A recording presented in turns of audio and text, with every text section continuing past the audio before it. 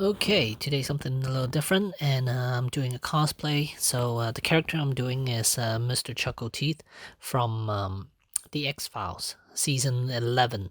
Here are a couple of images of what he looks like in costume, and this character is basically an entity that was conjured up by someone using a magical spell type of book. And then so this is a character, and then towards the end he does change his look to a more demonic look, but I'm going for uh, the initial look for what he looks like. So I bought this file, the digital file of Colts 3D, and it was about 10. It was actually $10, so I was happy with that. I mean, yeah, it doesn't look exactly like the actual prop, but it was close enough to where I think it would be fine. I mean, not a whole lot of people would be able to tell the difference between the actual prop and the the 3D character, the 3D printed version. Now here's a time lapse of the pieces that I printed. So basically, there's the front plate, the front face of it, and then the second portion would be the back. I believe this is the back plate, and then also the third piece will be the top of the head, the hair piece. The hair piece doesn't look exactly like how the character looked, but it was close enough where I thought it was okay. So, and yeah, so here's the time lapse of what it looks like, and yeah, printed with white filament, and then because I know I was gonna, I'm gonna end up painting it and then priming it, and then the actual file is a little smaller than the actual prop itself. You can see when you're next to a hand, you notice it's a lot bigger. And then the only type of sanding that I did was basically around the nose and the chin area, and then I went ahead and primed it. And you can see I forgot to sand it down, so it started chipping when I was masking it. So yeah, lesson learned. Always sand down the model before I start priming it. And then I painted a white coat, and then also the black for the hair. And then here in this video clip, I'm showing off that I've also painted. I've also sprayed down with a clear coat. Just to seal everything in, but something about the clear coat that I use, it kind of messed up the paint a little bit.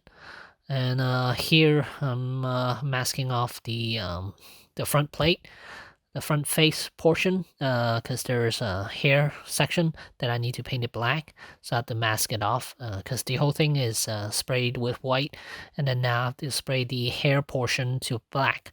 So I'm just showing you guys the masking technique that I did. And then here I went ahead and spray everything down with flat black, I believe. Yeah. And then here I'm just removing the masking tape just to show you guys what it looks like when I was removing the masking tape. So you can see with the masking tape I did, it turned out really nice. And then I used saran wrap to cover up the rest of the face portion. So yeah, I didn't want to waste a lot of paper, so saran wrap was good enough. It wasn't, yeah. So I figured I'd use that. And then here, just showing it, and then the camera I used was just my phone, and then it was just sitting in front of me, so that's why I wasn't able to lift up the camera because I only have two hands, and that's why you can't see much of that angle. But here you can see peeling it off, and nice and crisp. And overall, it turned out really nice. But then again, once I applied the the clear coat, it messed up the paint a little bit. Not sure why. The paint that I'm using is Tamiya, so that's acrylic base. And then the clear coat I used was I forgot what I used. It was also an acrylic base clear coat. And then here I figured I'll just test it out to see what it looks like. And I also bought the suit. And then here I'm masking off the teeth because I need to do the lips and the gum line of this model. So here's a video clip showing you guys the masking portion I did, and then I went ahead and saran wrapped the whole rest of the face again, and then leaving just the gum line and the lips exposed. And then here, once it's painted, you can see there's a little dual tone to it, gradual gradient of gray to almost black. The gum line is almost black, but then the lips itself is more of a grayish, so I went ahead and blended in, kind of nice. And then I did the raccoon eyes, and you can see I didn't do it too well. It didn't do too well because it was my first time doing it. And then the ears turned out really nice though. There's just the highlighting of the ears, and then I think I also end up doing the here you can see the cheek section. I did a little bit around the edge of the mouth. I did that, and then the raccoon eyes, I repainted it again, respray. So now it turns out a little bit better. And then here you can see underneath the lips, I also sprayed a little bit there just to highlight some more. And then I still have to do the nostrils. Those are the only ones I need to do. And then I did the pupils. And then here, the harness that I did. Basically, the harness that I used was from a Hasbro helmet, the Mandalorian helmet, to be exact. And I took the lining off, and then I just used Velcro to Velcro it down just one spot, and then I apply some those foam padding for the cheek section. And then here I'll explain what I did. Fully put together and painted and everything. So here I'll give you a look at it. It's the front. Here's the side. It's the back. Here's the other side. And I did a magnet enclosure. So there are 3 magnets, one here, and one here. These are the strong ones, so it will stay in place.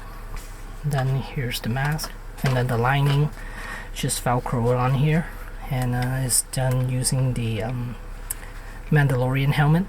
It's Velcro up on top right here. Oops, it's coming apart.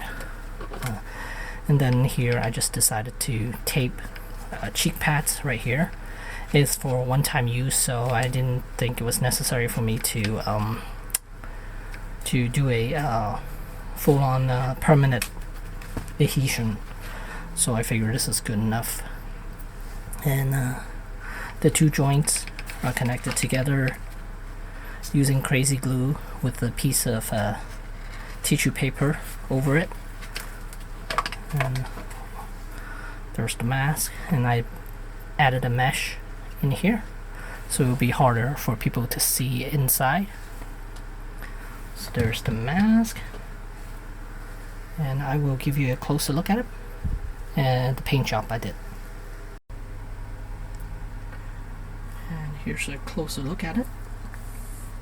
It's not perfect, definitely not perfect, but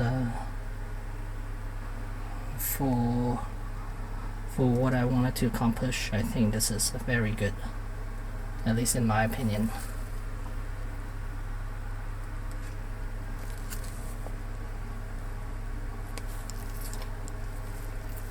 And the eye holes are right there. You can see there are 2 dots right there. It's kind of hard to see, but if I lift it up, it's probably, nope, I still can't see it. Nope, you can't see it. I don't know why.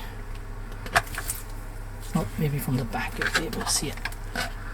2 holes right there. The little holes are the eye.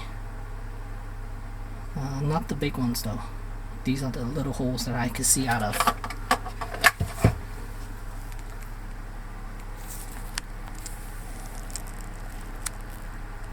So here are some images of what the finished costume looks like.